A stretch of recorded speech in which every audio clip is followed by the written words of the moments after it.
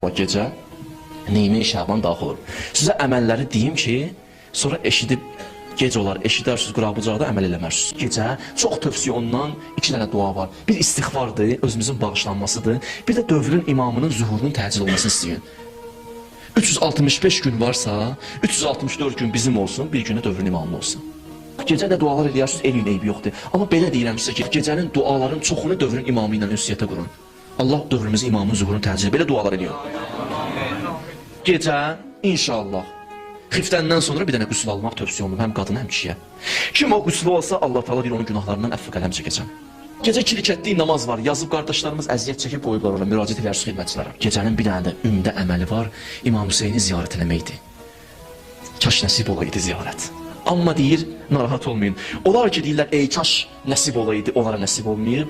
Onlara da bir əməl deyiblər. İmkan olsa bir hündür yerə çıxmaq, bir damın üstünə çıxmaq, oradan üzünü tutmaq Kərbəlaya tərəf, bir dənə kəlmə deyəcəksən.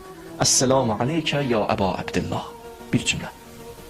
İndi imkanın yoxdur çıxmağa, bir yerdə dayan, üzünü tut o tərəfə. Amma belə deyilib də, bir dənə salam verici olmasın. Bu şəxslə deyir, əgər kim bu əməli eləsə, 124 min Peyğəmbərin özü əlbəl bunu ilə görüşər. Mələklər bunu ilə görüşər. Əlbəttə, əlbəl görüşməyin də mənası var. Nə deməkdir, izah edəyərəm başqa vaxt. Mən hamısını çatdıra bilmirəm bugün sizə. Amma Allah qatında hörmətli olar, Allah qatında dəyərli olar. Və bu insanı Allah Teala çox istəyər. Gecə tövsiyə olunub bizə ki, oyaq qalmaq.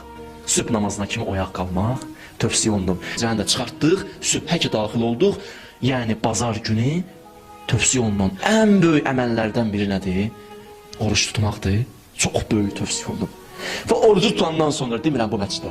Özünüz bilərsiniz, hara gelirsiniz gedin. Oradakı Allahdan danışılır, dindən danışılır, hara gelirsiniz gedərsiniz. Həmən oruc halda da eybi yoxdur. Gəlib o məclisdəki dövrün imamının məclisində iştirak edəsiniz.